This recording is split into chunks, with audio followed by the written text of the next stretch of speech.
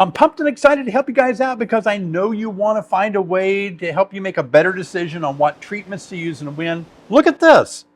Question number 1. Just go through and answer these questions and you have your answers. Can it really be that good? Let's jump right into it. Look at this. After sampling, do your varroa levels exceed the treatment threshold?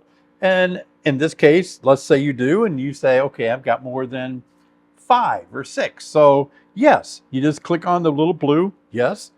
After you open, are you open to synthetic treatments, or do you prefer naturally derived treatments? I like naturally derived, but you could do the other one. So I'm gonna put, no, I only want to use naturally derived treatment. Boom. Oh, another question. Is brood present?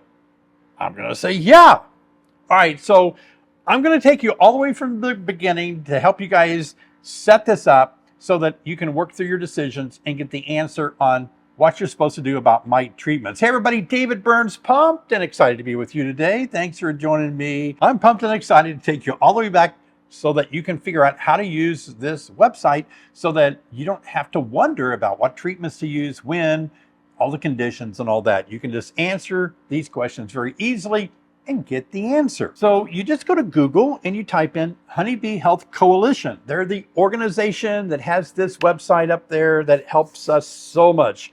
And Google is nice to kind of break down and organize their website on our search here. And you can see where it says the varroa management right here. So you can click on the varroa management and it takes you to a page. Look, just scroll down. They have some information, videos and all. Bypass all of that for now. You can watch that later. I encourage you to do that. And as you go down, look right here. Number 2, see number 2 over here. It says the varroa management decision tool. This is a way to help you make a decision. It's a decision tool. Click here to access the tool. Let's click there. And here we go. And a screen that says the varroa management decision tool. Get started. Boom, we're going to get started. This is so fun to walk through this with you. Okay, welcome to the Honeybee Health Coalition's varroa management tool, helping beekeepers make informed varroa management and treatment decisions. Yay! This has been around for a while, but maybe you didn't know about it. All right, you click next. This tool will walk you through the decisions you'll need to make, and it says to determine how to best manage varroa mites in your hives. Answer each of the following questions, and the tool will generate a list of options. Information is provided along with a way to help you answer each question. Be sure to visit the resource button in the upper left corner of the browser for varroa management related links. Okay, click here to begin. Boom. Look at that. We're in question number 1. All right. After sampling, so you do a mite wash and then you come up with, maybe we're going to go with 5. We have 5 mites per 100 bees, okay? So let's just pretend that's what our scenario is. It doesn't matter. You'll see it in just a minute. So it says, after sampling, do your varroa mite levels exceed the treatment threshold? 2 or 3 is the threshold, depending on time of year, but we'll go with 3, and 3 per 100. So yeah, we have 5 for 100. So let's say, yeah, mine are above the threshold. Are you open to synthetic treatments, or do you prefer naturally derived treatments? Now, if you don't know what that means, there are some synthetic treatments that are out there, and like Apiary is a synthetic treatment, for example, but the more naturally derived treatments are going to be like Oxalic acid, Formic Pro, things like that. So I'm going to go with no synthetic. I want to be more natural derived treatments. So I'm going to say no, only want to use the naturally derived ones. Okay, is brood present? Yes or no? You look at your hive, and in my case, I'm going to say, yeah, I got brood in there. Do you have honey supers on? Good question. All right, let's just go ahead and say yeah. Now, if you answer no, you're going to follow through a different track, but we're going to say yes. Answer how your hive is set up. Oh, look at this. As we keep working through the decision tool, let me invite you to please subscribe to my channel here. Up to past 163,000. We are climbing. Bobblehead David is here with his fancy sunglasses. Every time you subscribe and click on the bell, you'll be notified each time I make a helpful video like this one. Let's get back in and look at this decision tool for controlling mites in your hive. Is your colony's population increasing at peak?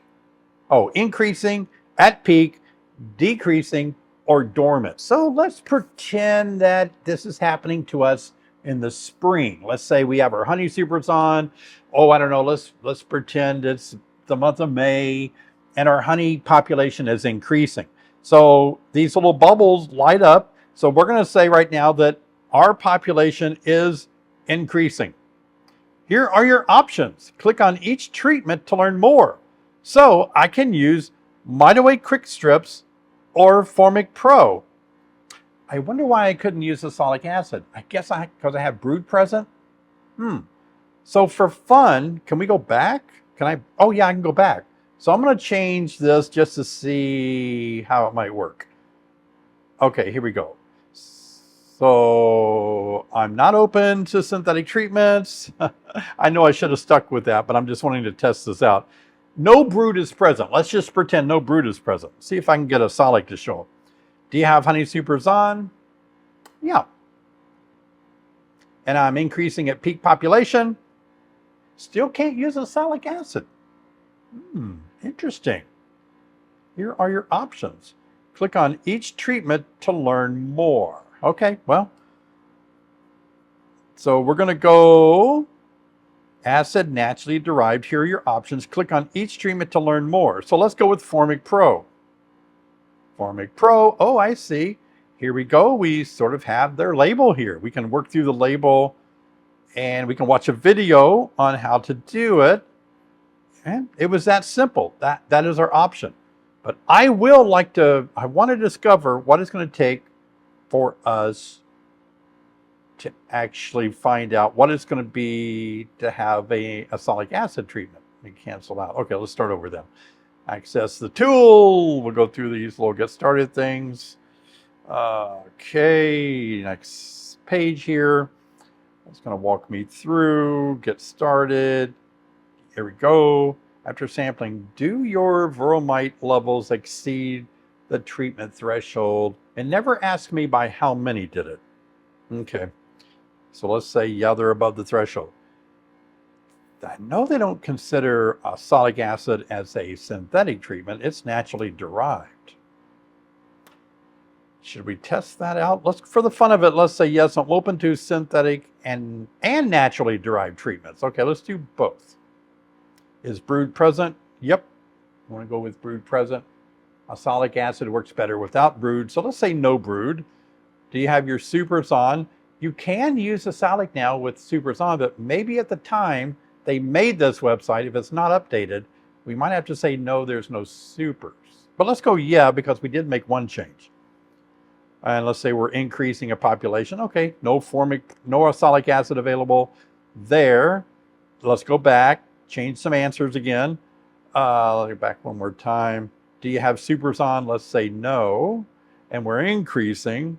Wow, that's kind of neat to dive in and break this down and see how they have set this up. So what they want us to do is to have no supers on. A little bit of a flaw, right? Because I think the new label says you can have supers on when you use oxalic acid, but they're wanting, let's test it again. I just like to test these things out. Do you have supers on? And I said no. Let's say yes and see if that takes oxalic away. Increasing population. It does. So, okay. That's that. That's interesting. Maybe, I don't know what to think about that. I'm sure that you can use oxalic now. Some labels, the newer labels say with supers on. Okay, well, let's just keep going that direction here. Let me go back one more time. And let's say increase. Oh, let's go ahead and take our supers off. There's no supers on. My hives are growing. Oh, look at all the options now. So when you don't have any supers on, you have a lot of options. Look at that. Here's your red ones in synthetic chemicals, Apivar, Apistane, Check Mite Plus, Apigard, oh, now we go into the naturally derived, and that's Apigard, Apivar, well, Apilifer, Apivar is up synthetic. And then we have Mite Quick Strips, Formic Pro, Formic Acid, 65%, and Oxalic Acid there. And then let's just say we want to use Oxalic Acid. Click on that, see what they do. Okay, they pop up with some information here. The effectiveness is 82 to 99%. It just has information on how you can do each one. You can do the formulation of sugar syrup drip with syringe drip applicator, the dribble, mode of action, treatment time, effectiveness, use, restrictive, disadvantage. Okay. Does this cover organic acid, sugar, drip, syringe, or drenching applicator? Oh, sublimation. There it is. Fumigation. I thought, well, don't they have vaporization? Yeah, they do. Okay. Very good. Conditions to use. They've got that. Restrictions. Okay. Disadvantages. Yeah. Very good. Not effective if colonies with much brood. Not effective in colonies with much brood, because oxalic acid doesn't kill below the cap brood. So the more brood you have, the more ineffective it is. It's just killing the phoretic mites that are out walking around. This is pretty good. You can watch the video for fun. Let's click on that. All right. Let me just skip ahead, see what they're going to do here. All right. Dribble method. Oh, here we go with the, yep. Oh, yeah, very good. Yep. I'm speeding through it because I want you to take a look. All right, I like it. Yeah, don't breathe the acid fumes. Acid can be a highly effective treatment for removing mites from adult bees. All right. But you need to use. Okay, so let's try another scenario just for fun. Let's go back through the whole process again, getting started. And we're going to change our scenario drastically and see what kind of information they're going to suggest that we do. All right, here we go. Okay, so yeah, I've got mites above the threshold, and I'm going to be open to synthetic and natural derived treatments because I don't have to choose synthetic. So let's go there. Brood is always going to be present for me. I have a lot of brood, so I'm going to say, yeah, I got brood. Do you have honey supers on? Let's go through a scenario. Let's say no. Let's say we're after the harvest of summer.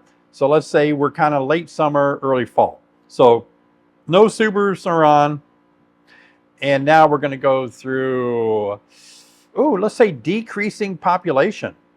They're not dormant. That's more like winter, but let's say we're decreasing in the fall. There we go. So we have basically the same treatments again, but let's say I want to use Formic Pro. How will they tell me if my temperature is too hot or cold? So let's say I want to find out, has a little temperature, wait a minute, temperature sensitive, make sure you read the label. Okay, so let's click Formic Pro, and here it is, effectiveness, 83 to 97% under temperature limitations. If too warm, that would be greater than 92% Fahrenheit, could be more damaging to colony. Okay, so does it show here the lower temperature though? Temperature above 92 causes brood and queen mortality. I believe it's 59 on the low end Fahrenheit. I don't know, am I missing that? I don't see that here. All right, well, at least it gives you the high temperature to avoid. You shouldn't go above, they're saying, which is 92 degrees. Oh, here it is down here. Okay. Under conditions for use, there should be a strip touching each top bar containing brood when used when outside daytime temperature 50 to 85 degrees Fahrenheit or 10 to 29.5 Celsius. So it's under the condition of use. And again, this could change. I'm not sure how quickly they update their web pages because sometimes there are treatment labels that do change. but this will get you on the ballpark. But you want to double check your own label that you get.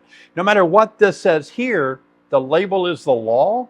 So no matter what, anything else you read, what you're holding in your hand, what that label says is the law. Even though you might read an old label online, that's no longer effective. It's the label is the law. Overall, I really do like the Honeybee Health varroa management decision tool. And I hope this video is helpful for you to follow through with some of the concerns or questions that you have after you do a test. So in other words, now you don't have to just wonder, you don't have to buy all the different labels or memorize all the different treatment plans. You can use this from the Honeybee Health Coalition, and you can just walk through this decision tool, enter in your answers, and it will quickly tell you what's available to you.